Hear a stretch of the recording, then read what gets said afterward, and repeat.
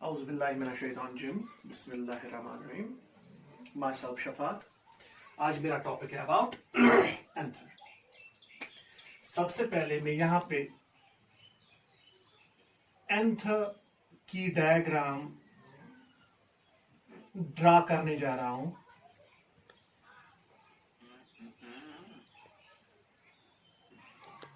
ये एंथर की डायग्राम है। This portion is called as anther. मैं पूरे स्टेमन की डायग्राम ड्रा करता हूं। इसके नीचे एक और पार्ट होता है और उस पार्ट को हम I will mark it as, उस पार्ट को हम कनेक्टिव कहते हैं और सबसे नीचे वाला पार्ट जो होता है उसको हम फिलामेंट कहते हैं। हमने थोड़ा सा फिलामेंट के बारे में भी पढ़ा, हमने थोड़ा सा कनेक्टिव के बारे में भी पढ़ा। आज का जो टॉपिक है दैट्स अबाउट एंथर। सो ये जो एंथर है, हम ये कह सकते हैं एंथर स्टैमिन का टॉप मोस्ट पार्ट होता है। Top most part. सो हम ये कह सकते हैं ये जो एंथर, कनेक्टिव और फिलामेंट, इनको हम कंबाइनली कहते हैं स्टैमिन। स्टैमिन को हम कभी कभी दूसरे नाम से भी पुकारते हैं, दैट्स कॉल्ड एज माइक्रोस्पोरोफिल। और इस माइक्रोस्पोरोफिल या इस स्टैमिन का जो टॉप मोस्ट पार्ट होता है और उस पार्ट को हम एंथर कहते हैं और उसी एंथर के बारे में आज हमें पढ़ना है। ये एंथर, इसमें कौन कौन सी प्रोसेसेस होती है या इसमें कौन कौन सी चीज बनती है। ये जो एंथर होता है, जैसे मैंने कहा, it's a top most part of a stamen. It's usually knob like.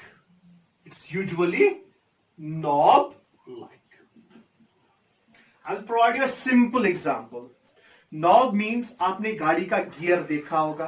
Gear का जो टॉप मोस्ट पोर्शन, वो सर्कुलर पोर्शन होता है। ट्रीट दिस और we can example that as an anther. हम उसको एज एन एंथर एग्जांपल लेते हैं और उसके नीचे जो आयरन का वो डंडा होता है ना, that's as a filament and connective. So it's a top most part as well as it's a knob like structure. Knob like structure. एक और इंपॉर्टेंट चीज, ये जो ये एंथर होता है, ये इस स्टैमिन का फर्टाइल पार्ट होता है। This is the fertile part of this stamen. क्यों फर्टाइल पार्ट होता है बेटा? क्योंकि यही वो एंथर होता है जिसमें पोलन ग्रेन्स बनते हैं और pollen grains in case of plants are treated as male gametes. इसी में पोलन ग्रेन्स होते हैं और पोलन ग्रेन्स इसी में बनते हैं और पोलन ग्रेन्स को हम क्या कहते हैं बेटा? पोलन ग्रेन्स को हम मेल गैमीट्स कहते हैं। दैट्स व्हाई हमने इसे क्या कहा? It's a fertile part. Which part it is? It's a fertile part. So ये जो ये कनेक्टिव है और ये फिलामेंट है, इन दोनों को हम नॉन फर्टाइल पार्ट कहते हैं। क्या पार्ट कहते हैं हम बेटा? Non fertile part. बात समझ में आई? ओके। अच्छा, अगर हम साइज की बात करें, ये जो एंथर है बेटा, anther is a largest part. यानी एंथर इस स्टैमिन का या इस माइक्रोस्पोरोफिल का सबसे बड़ा पार्ट होता है। किस लिहाज से बेटा? एज पर डायामीटर। एज पर डायामीटर, यानी डायामीटर के हिसाब से ये जो ये एंथर होता है बेटा, ये सबसे बड़ा पार्ट होता है। अगर हम लेंथ की बात करें तो लेंथ के हिसाब से ये जो ये कनेक्टिव के नीचे एक और स्ट्रक्चर है जिसको हम फिलामेंट कहते हैं। फिलामेंट सबसे लंबा पार्ट होता है as per length is concern. जब हम इस एंथर की डिटेल्ड स्टडी करते हैं, जब हम इसको अंडर द माइक्रोस्कोप स्टडी करते हैं या किसी फ्लावर का एंथर बहुत बड़ा होता है, उसको हम ऑब्जर्व करते हैं अंडर द मैग्नीफाइंग लेंस या bye means of naked eye. हम ये देखते हैं ये जो ये एंथर है इसके दो पार्ट्स होते हैं, इसके दो चैम्बर्स होते हैं, इसके दो थीका होते हैं। This is called as one part, this is called as another part. So ये जो ये एंथर होता है इसके दो पार्ट्स होते हैं। दीज टू पार्ट्स आर या these parts are called as theca. इसको हम थीका कहते हैं बेटा, या इसको हम चैम्बर कहते हैं बेटा, या इसको हम लोब्स कहते हैं। आई बात समझ में? सो एंथर के दो पार्ट्स होते हैं, this is one part, this is another part. In parts को हम थीका, लोब्स या चैम्बर्स कहते हैं। मैंने यहां पे डायग्राम ड्रा की है बेटा। इस सिंपल से एंथर में, इस नॉर्मल से एंथर में कितने लोब्स है? दो लोब्स है, दो चैम्बर्स है या दो थीका है। दैट्स वाई हम ये कहते हैं ये जो ये एंथर है ये बाइथिक्स है या बाइलोबड है या बाइचैम्बर्ड है। So we can say it as this anther is bithecs, this anther is bilobed and this anther is bichambered. किसी बुक में या कहीं कहीं पे ये मेंशन किया गया है this anther is dithecous.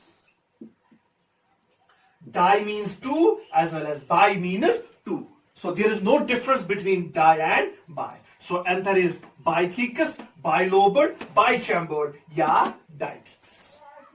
आई बात समझ में? हम आगे बढ़ते हैं।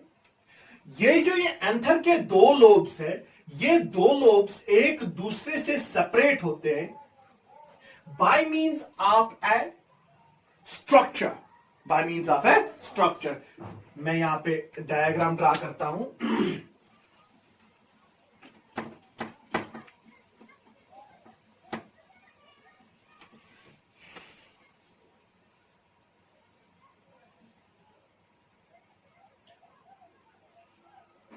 This is the diagram of a most common anther. ये जो ये एंथर है बेटा, इसमें मैंने यहां पे दो लोब्स बनाए हैं और ये जो दो लोब्स है ये एक दूसरे से सेपरेटेड होते हैं by means of a structure. This structure is called as stomium. What's this structure called as? This structure is called as stomium. हाँ, बुक्स पे ये भी मेंशन किया गया है that this is a narrow groove. What's it? Narrow groove. या कहीं कहीं पे भी ये भी मेंशन किया गया that this is a shallow groove. What's it? It's a narrow groove और shallow groove. Groove means a kind of depression. I will provide you an example. जब हम एक रबर बैंड को लेते हैं ना और उसको हम अपनी आर्म के इर्द गिर्द बांध लेते हैं, टाइटली बांध लेते हैं, कुछ देर के बाद जब हम उस रबर बैंड को निकाल लेते हैं तो हमारी इस आर्म पे एक छोटा सा माइन्यूट सा निशान लग जाता है। ये जो हमारी स्किन होती है ये अंदर धंस जाती है। Same is here. ये जो यहां पे ये जो स्ट्रक्चर होता है ना, वहां पे ये जो एंथर का वॉल होता है वो थोड़ा सा अंदर घुस गया होता है। That's called as narrow groove और शैलो। और साइंटिफिकली या इन टर्म्स ऑफ बॉटनी इसको हम क्या कहते हैं? It's called as stomium. बात समझ में आई बेटा? आगे बढ़ते हैं। इस स्टोमियम को एक और नाम से भी हम जानते हैं। It's also called as line of dehiscence. What's it called as? Line of dehiscence. आई बात समझ में ना? इस पॉइंट को मैं एक्सप्लेन कर लेता हूं why it's called as line of dehiscence. मैंने पहले ही आपको बताया दैट ये जो ये एंथर है इट्स अ फर्टाइल पार्ट। ये स्टैमेन का कौन सा पार्ट है बेटा? This is a fertile part of A stamen. क्यों फर्टाइल पार्ट है स्टैमेन का? क्योंकि इसमें पोलन ग्रेन्स बनते हैं और पोलन ग्रेन्स को हम क्या ट्रीट करते हैं बेटा? नाउ मैं यहां पे स्मॉल पोलन ग्रेन्स ड्रा कर रहा हूं दोनों लोब्स में। These are small pollen grains.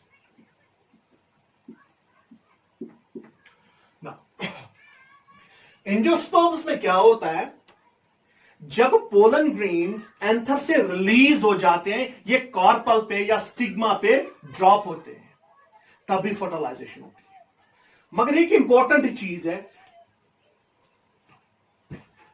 This is an anther, this is an anther. मेरे हाथ को आप ट्रीट कीजिए एज एन एंथर। इसके अंदर पोलन ग्रेन्स है, इसके अंदर पोलन ग्रेन्स है।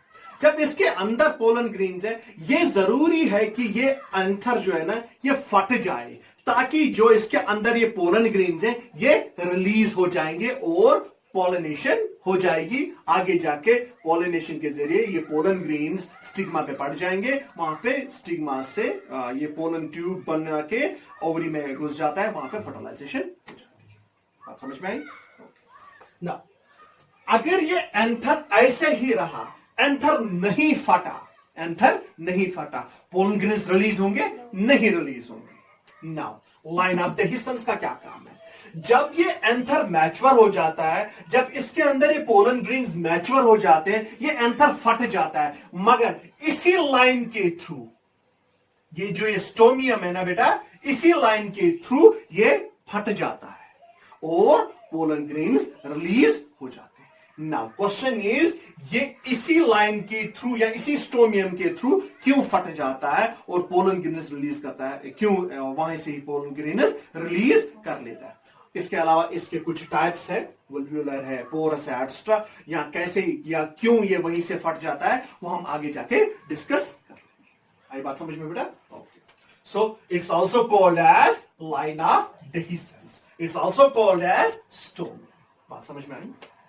ये जो ये दो पार्ट्स हैं, this is first part and this is second part. ये जो ये दोनों पार्ट्स हैं, यहां हम इनको आप लोब्स भी या थीका भी कह सकते हैं। इनफैक्ट ये जो थीका है ना बेटा, ये मोस्ट अप्रोप्रिएट टर्म है, मोस्ट अप्रोप्रिएट टर्म है। ये जो ये दोनों थीका है ना बेटा, ये दोनों theca almost similar in structure होते हैं बेटा, सिमिलर इन स्ट्रक्चर, यानी इन दोनों का स्ट्रक्चर ऑलमोस्ट सेम होता है बेटा। इसका स्ट्रक्चर और इसका स्ट्रक्चर ऑलमोस्ट सेम। और ये जो दोनों थीका होते हैं या लोब्स होते हैं बेटा, ये रन करते हैं parallel to each other, parallel to each other, यानी ये थीका और ये थीका ऑलमोस्ट क्या होते हैं बेटा? पैरेलल। आई बात समझ में? ओके।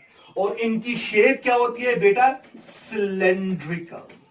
क्या होती है बेटा इनकी शेप? इनकी शेप सिलेंड्रिकल होती है। आई बात समझ में? बात समझ में आई?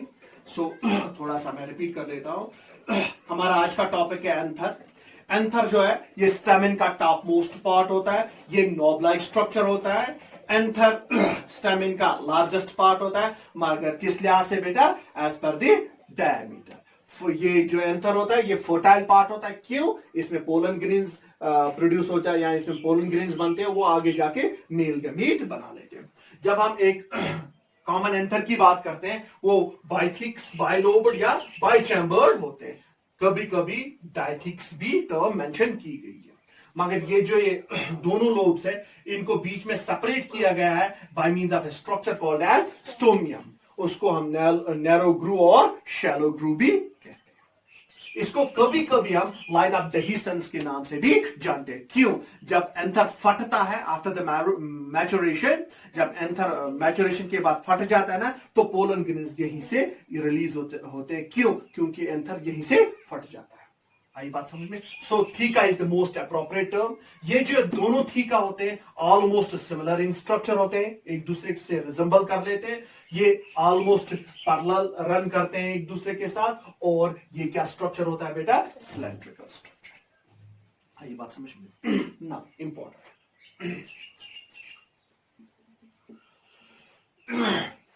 जो मोस्ट ऑफ द एंथर्स होते हैं ना एंजियोस्पर्म्स के, वो बेटा बाइथिकस होते हैं। क्या होते हैं बेटा? बाइथिकस। मैं एक बार फिर से यहां पे एंथर की डायग्राम ड्रा करता हूं। This is the diagram of anther.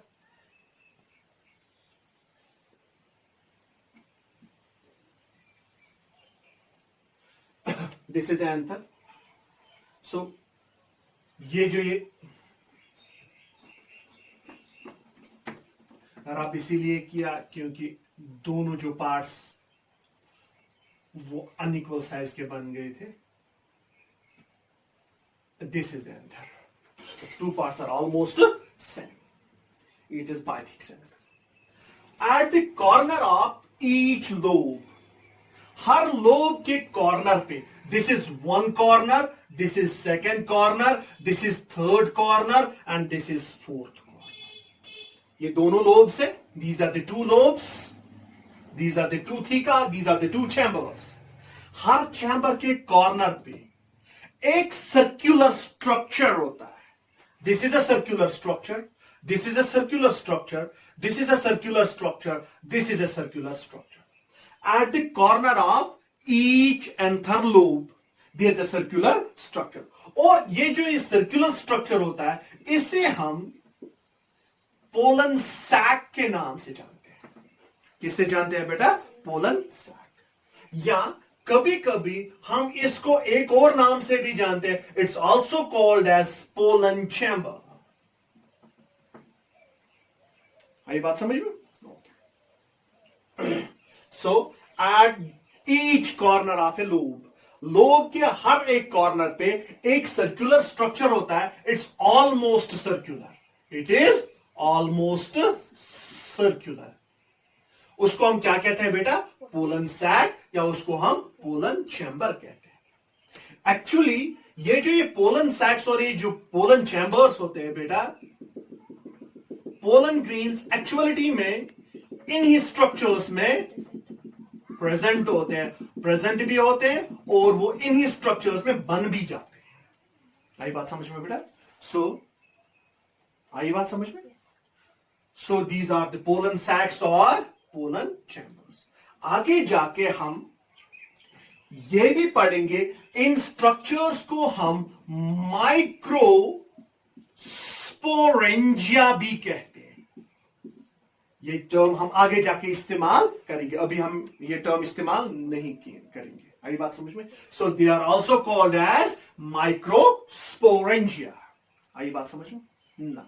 एक इंपॉर्टेंट चीज, अगर हम बाइथिकस एंथर की बात करते हैं, द एंथर इज बाइथिक्स, जिसमें दो चैम्बर्स या दो लोब्स होते हैं. So anther is बाइथिक्स.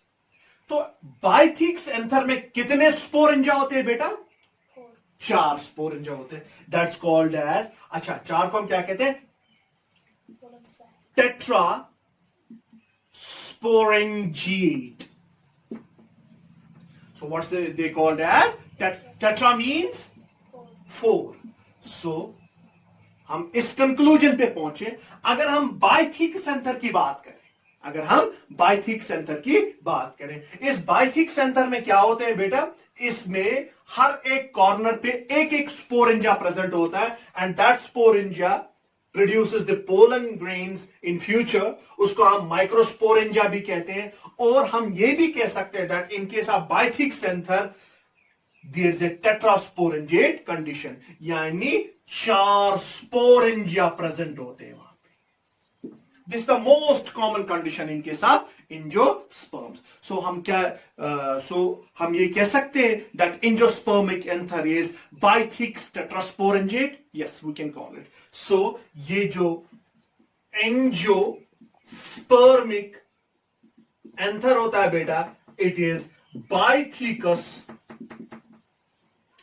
tetrasporangiate. Example, capsula. आई बात समझ में? बस